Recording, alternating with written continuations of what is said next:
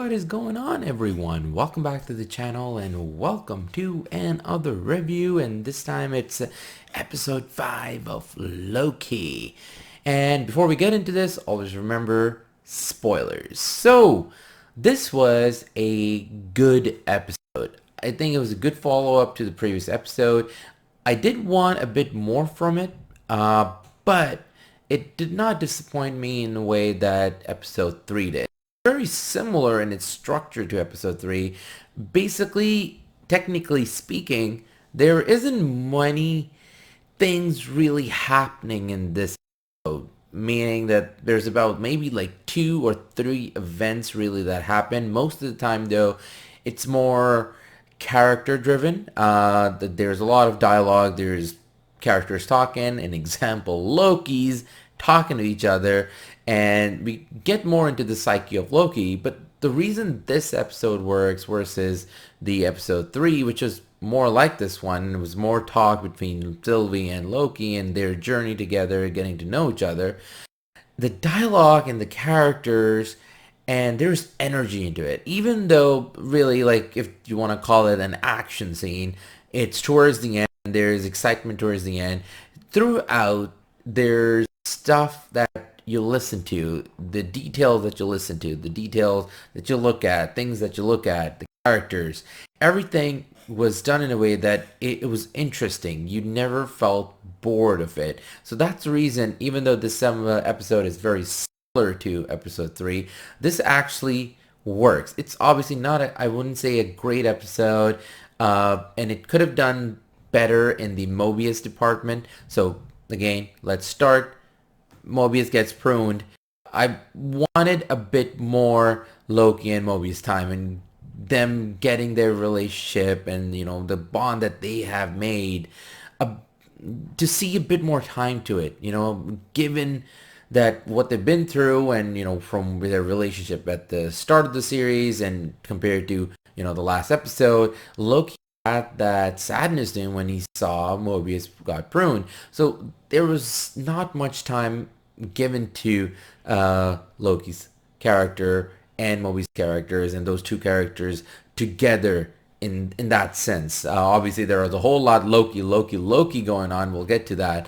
Also, Mobius, when he got pruned, I think he's a major character. They should have given him some time, should have shown what he was doing and where he got that car. So he gets the car, he saves Sylvie. When Sylvie gets pruned, she actually prunes herself to get to the void, which is the place they're in now. So I would have liked to see him and to do his agent things to get out of situation and, you know, get to the point where he gets to save Loki. So they didn't give him much time, and I would have preferred to see that and his, you know, relationship building with Loki and a bit more dialogue to it, because they deserved dialogue together. They should have gotten it a bit more time. Now, we finally learned this episode that when they get pruned, it actually is the void. There is this space, and it's basically at the end of time, and there's no time. Anything that's any variance or any timelines that are basically canceled out, they're thrown into this void. And there is a creature, Aliat, I think that's how it sounds, or that's how they say the thing, Aliat. It's basically the thing that's guarding the actual place that's controlling everything. And then we finally learned that. So there was all of that information was actually intriguing to learn what's going on, and to still think that, you know, hey, we finally figured out that TVA is technically not fake. There is still someone behind it. The three machines were really like just for the face value, just there, but there is something going on. You finally get a hint of what the judge really is doing, that she kind of knew this whole time what is going on, that this is fake, but she's also trying to get to that place, but for her it's not as important as it is to, you know, Sylvie. And it was interesting to actually see Sylvie also, that relationship, you know, it's building between these two Lokis, even though it's really weird to prune herself to get to Loki. That was also great to see. And obviously the the creme de la creme of the show was to see all the Lokis. And I obviously, if you've seen the ending, the mid-credit scene in the at the end of episode 4, you would have seen the other Lokis, a crocodile and 3 characters. So they're basically all variants, and there was some humor, there was some good dialogue. They were actually, I wouldn't say even good dialogue, great dialogue, because you actually saw the psyche of Loki. What is going on in that head?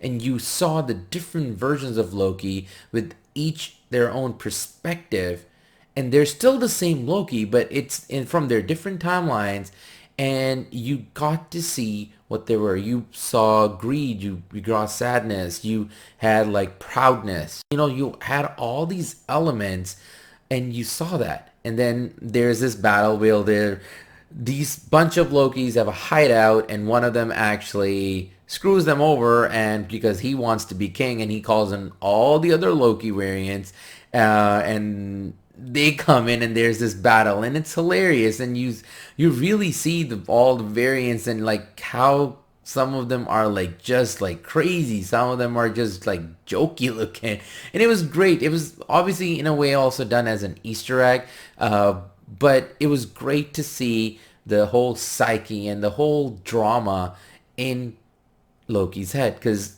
literally towards this season we've only seen Loki in a way that we've seen him throughout the MCU. We've seen him doing things, and yeah, we've seen him like say dialogues, especially in the first Avengers, that thing he does where he makes people bow down. But and then his evolved form towards Ragnarok and Endgame, Infinity War, and all of that. So, but we never saw the psyche of it. So it was great to actually go into depth in that, not really in his mind, but actually see all the Lokis talking from their different perspectives and actually see what Loki is all about. So that whole thing was really interesting. But at the same time, again, the episode really doesn't really do anything, because the action scene, again, they go to the old school Disney Plus way where there are things that happen at the end. They're able to figure out that they can enchant the creature and to get past him, because he's really protecting it. That's the reason he's there, that whatever's beyond the void is the final destination, and that's the creature really protecting it. So if you can enchant it, you can unlock the way to get to that place,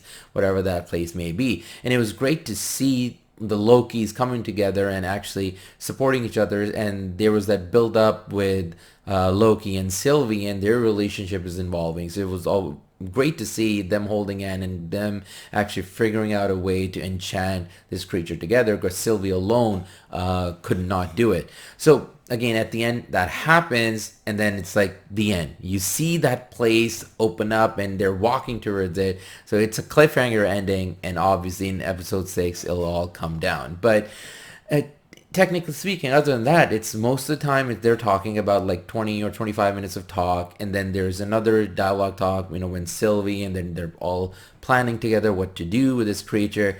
So you take out the action scene, which is about like 5 minutes, so not really action, but something thrilling. So technically there's not a lot of events really happening, and some missed character moments that they could have had, as I said, with Mobius and Loki. But what makes it really interesting was actually the talk, the dialogue, the characters coming together. You're learning more about Loki, learning about the world, learning about the story. There were story elements that finally came through. So in that way, I give this one a 7 out of 10. And this is a whole lot better a way of doing things. If there's nothing really happening and it's more like Easter eggs and talks, this is the way you should do compared to what they did in episode 3, because the dialogue and everything just, to me at least, was not interesting. So what did you all think about this? Leave a comment below, let me know. And other than that, I want to say thank you for watching. Thanks for all the support. If you like this review or these kind of reviews, there's a whole lot of channel. Please go have a watch. And yeah, other than that, take it easy, take care, and I will catch you all soon. Until then, ta-ta, ake out.